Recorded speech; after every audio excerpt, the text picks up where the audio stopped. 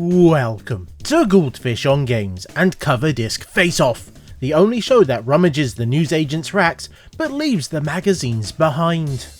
And for September of 1994 we have the following: the One For Amiga, Amiga Action, and returning is CD32 Gamer.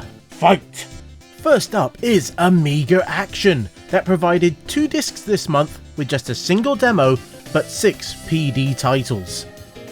That demo might have you think that I planned these things out, but really, I don't have that level of skill, because it's for the Impossible Mission 2025.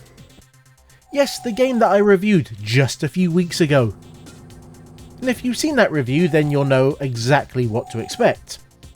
But if you've not, then this is a surprisingly complete demo of the first level of the game. A level that will really tell you all you need to know about this game, as the rest of them, well, they're pretty much the same.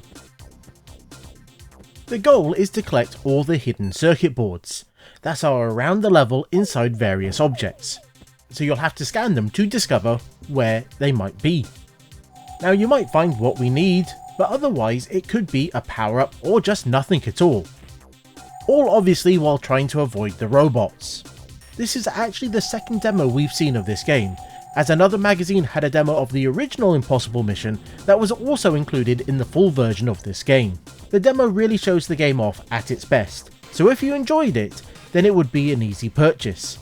I'm a little bit mixed on the game, but that might be due to playing the entire thing constantly recently for its review. So let's jump on to the PD games, and it gives us a basic menu that we might as well follow. So starting with cards, which is, well, card games, with a very basic starter being the classic Klondike Patience. And I think this might be one of the better implementations that I've played on the Amiga, but at the same time, I'm not really sure there's much I can say when it comes to playing variations on Solitaire. But it's well enough done that I could have seen me putting a decent amount of time into this back in the day. We've seen Drelbs before, so I feel that we should go on to something new, because we've got a lot of content to get through. And that new thing is Dynamite Warriors. And if the little people walking on the screen wasn't enough of a giveaway, this is a Bomberman clone. A multiplayer Bomberman clone. And one that you can have up to 5 players. And while it has all the power-ups and bits that you'd expect from Bomberman, or Dynablaster as I knew it on the Amiga, it also has a few oddities, like breaking some of the bricks might spawn a monster, which can be very annoying if it's the first one you break and you have absolutely no chance of taking it down before it takes you. It's a little basic in its looks and sounds, but for a multiplayer game, it's not too bad. I would have put more time into it in the past when I would have had my mates around, but these days, it's a little difficult to return to. So let's move on to Fatal Mission. And I was a little surprised at actually hearing some music.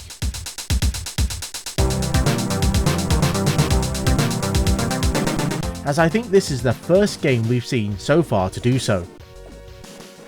And it's a side-scrolling shooter that decided that it wanted to be hard. Most of what you see at the start cannot be destroyed. And then when things can be taken out, well, they take a silly amount of bullets to do so. The craft also jumps around when it's hit, so it can be really confusing. Now it's nice that this is obviously not a shoot 'em up construction kit game, as it has power-ups and far more complicated setups.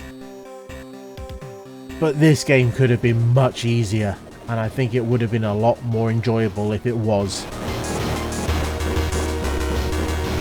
We also get music in the next game, Fletch. I'm not quite sure how to say that, but in its own words, it's a take on Thrust, which is great as I love that game. But when we get into this one, well, it has issues. The whole thing feels slow and heavy, like it's not running at the right speed or something. And you really have to be careful while you're moving around, as you have to try and grab onto this ball and then take it into space. That's the basic goal of the game. but with the lack of stars or any real interesting background and tiles, it can be quite hard to tell where you're even going. This one really unfortunately misses the mark, which is a real shame as I really did enjoy Thrust when I played it back on the BBC. And this one doesn't even look better than that old 8-bit classic. Its scrolling and controls do not feel right at all, so unfortunately this is not one I would return to. The final game is Mine Runner, an unabashed clone of Lode Runner, in which you have to navigate around the level to collect the boxes that will then open up the ladder so you can get on to the next level. But some of the baddies might pick them up instead, so you have to bury them in a pit so they might give it up and you can collect it afterwards. Now this seems fine enough, everything controls well, but I've never been that good at Lode Runner, so it's not one that I really would want to play all that often. But if you want a version that supports multiple players and has lots and lots of levels, then this is definitely one for you. But I have to mention that the weird outline they've given all the text makes it just seem a little blurry rather than making it stand out. It's very odd.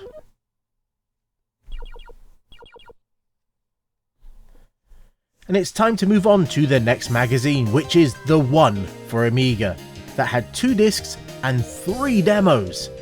And the first demo is for the absolute classic Rough and Tumble.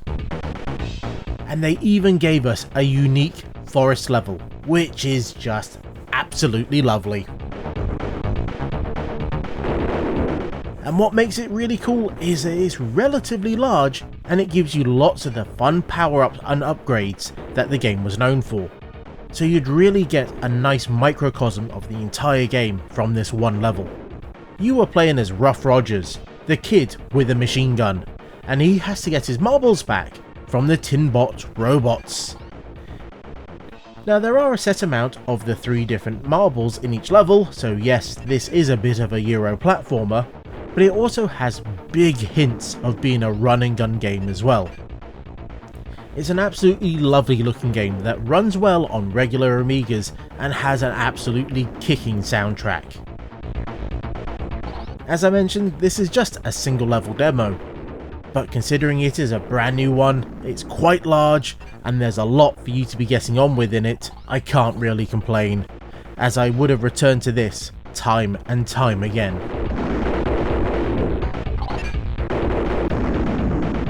The second demo is for Putty Squad, yes, the game that almost never was, as it quite famously showed up on a number of cover discs and got reviewed and then just vanished from the Amiga for almost 20 years, after which it got a limited re-release that it probably should have done back in the day, because this is a lovely title that is Amiga 1200 or AGA only.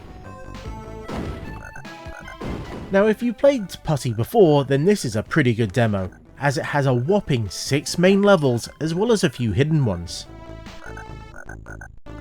And they changed things around enough from the original that it is quite nice, as you have to go around trying to use your putty powers, like being able to stretch, flatten or even punch, yes, punching is something that putties do, to try and rescue the missing MIA red putties.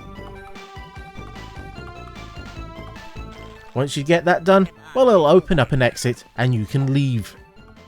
Now this is a series that I always enjoyed, but never really got to experience Putty Squad on the Amiga back in the day, because as I mentioned, it was AGA only and I had that 500 plus. But if I had a chance to play this demo, you can imagine I would have played this a lot, as the number of levels to explore are great, the hidden exits are also quite nice, and there's so much to pick up and use. They really expanded on the putty formula from the first game for this. And it's amazing that they ended up porting this to numerous other machines later on down the line, like the 3DS and the PS4.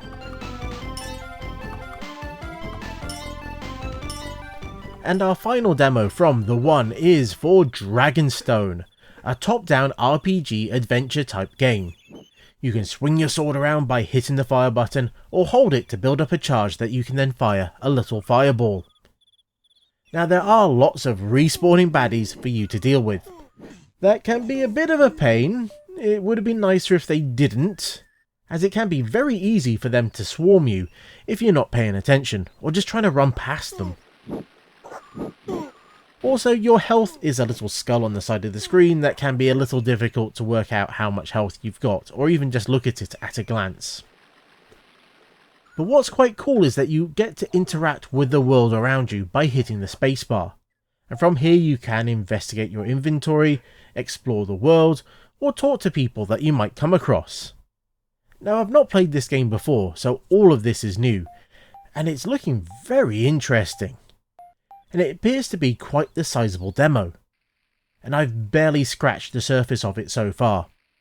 So I'll definitely have to go back and put more time into this one, because it does seem quite cool, as it has that definite core design mark on it.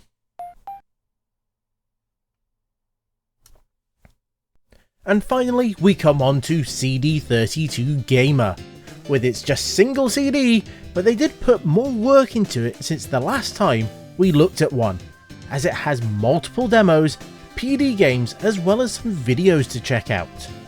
And Jet Strike is our first demo. And things haven't changed much since we last seen this game. My skills have in no way improved. And you will need to look up the instructions to work out how to do anything, as while the basic controls are the same as the regular Amiga, with left and right controlling the speed, up and down for your direction, you will need to hold down the green button and then press up to raise and lower the undercarriage. You'll need to do that before you can even shoot. Have a nice day.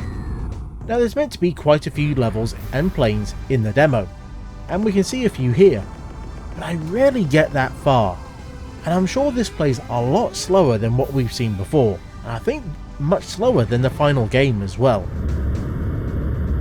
as things just seem to be chugging around really badly. This is not a great demo for the game.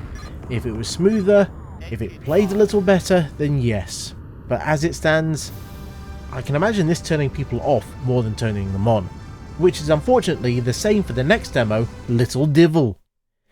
And this opens up very much like the full game, as you have to fight the bridge troll.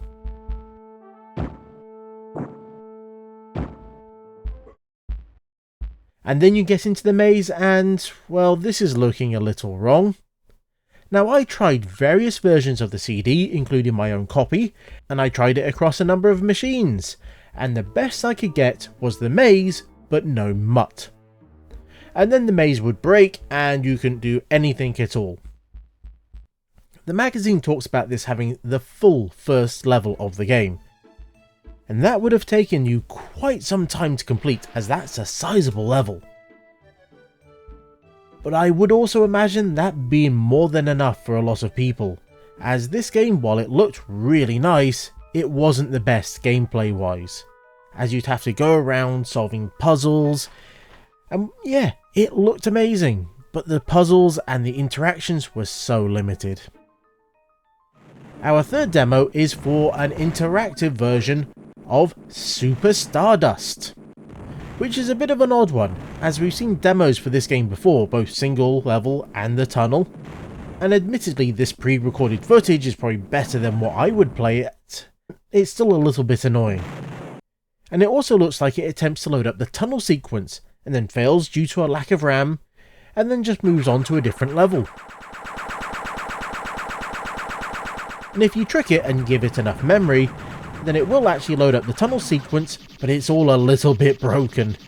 I wonder if they rushed this version for the CD, and well, they just put in this check to make sure it couldn't load up those tunnel sequences, and would just go on to the next level instead. Thankfully, the fourth demo is for Super Frog. Now, while this wasn't improved for the CD32, it is still a good game. And I don't think this level has been used for a demo before either, so if you hadn't managed to play the full game, you could have gotten a decent chunk of it by collecting all the various demos.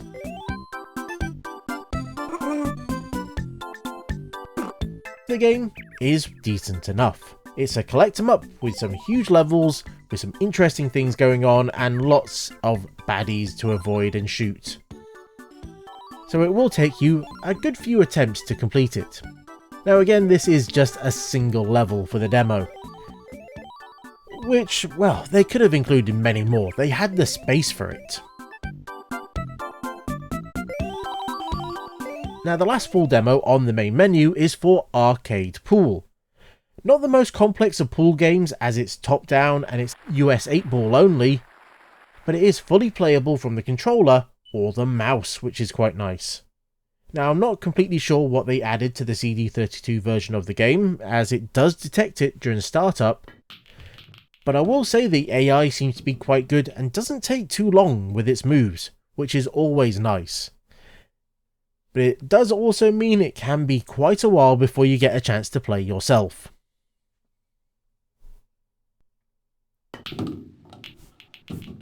And while by this point I think most people were more used to the 3D looking pool games from Archer McLean, this still is quite good, and I think the physics are pretty nice, and overall it's a fun and interesting game.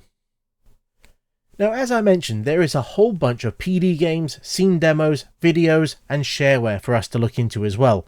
Now, this was all provided by the Multimedia Machine, a group that also made a number of PD CDs for the Amiga, and a few specific ones for the CD32 as well. Now, this is all launched through its own menu, which can be a little bit clunky to get to, as you have to hold a button down on startup to get into it. And digging around, we will find all sorts of things for us to check out. Like the video sequences that may or may not load.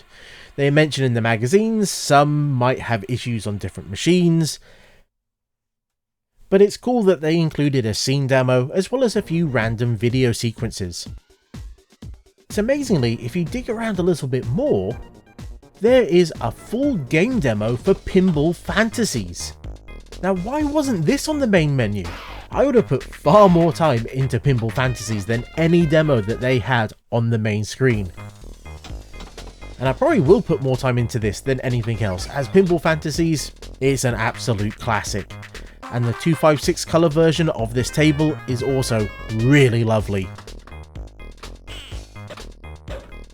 This would easily have been the best demo of the magazine of this month. So why it's relegated in here, I have no idea. But let's skip over that and check out a few of the PD games on the disc.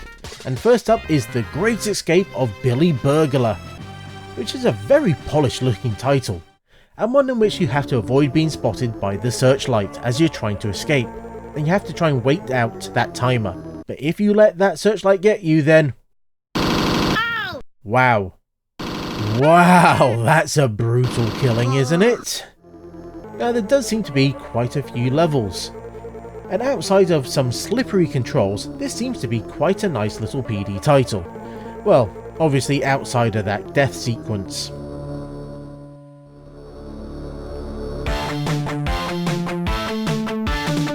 Yippee!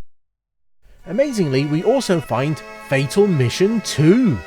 This time it's a vertical shooter, and it's a little less difficult than the last version of the game, but everything still takes way too many shots to destroy. But it is a cut above the typical shoot game, though I've not seen any power-up so far.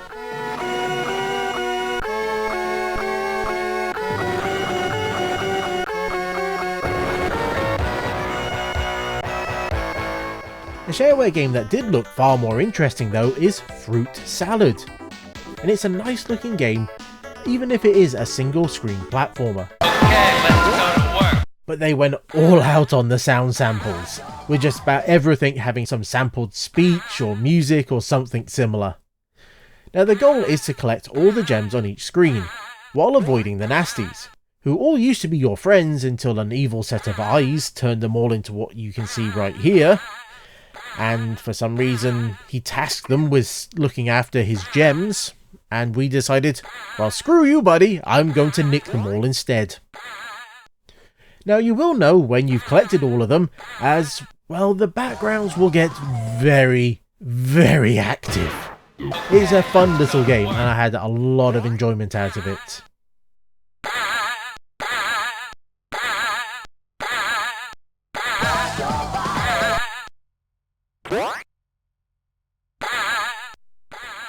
The last PD game that I actually managed to get to run because, well, as stated before, some of the games and some of the shareware titles won't run on this machine, was for Doctor Who. That starts off with a better intro and music than the official game.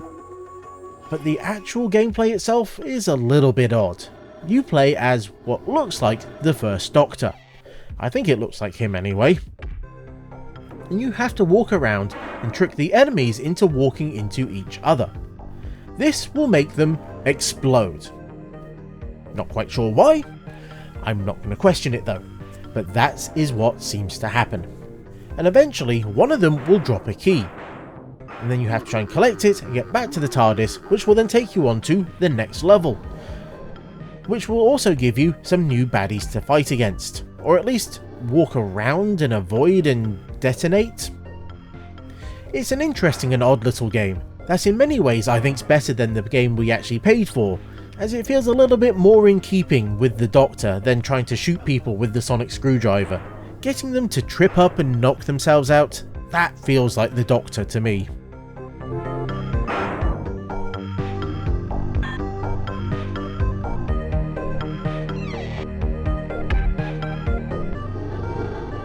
And with that, we've come to the end of the episode, and it's time to decide where everyone stands. And in last place, I feel I have to give it to Amiga Action. Not the best demo or PD selection of the episode, so it wasn't the hardest choice to make, unlike for second place. And in the end, I have to give it to the One For Amiga. It had some of the best demos of the episode, and I would have put so much time into the Putty Squad and Rough and Tumble ones, but I think CD32 Gamer just had a little bit more of everything. It had some fun demos, including that Hidden Pinball Fantasies, as well as some of the more interesting PD of the episode. So overall, it was a well-rounded disc, even if it was quite broken in places. And there we have it. Did CD32 Gamer win just because it had over 70 megabytes of demos and things to show us? Maybe. But let me know down in the comments if you think I made the right choice. So until next time, I was the Goldfish. That was a surprising win for a young magazine, and this was Goldfish on Games. Thanks for watching. If you got this far, then I assume you enjoyed the content. I know I enjoyed making it. So if you did, then you could check out some of the other cover disc face-off videos that I've done. There's almost 2 years worth now. Or you can check out one of my reviews, as a few of the games we saw this month have been done already.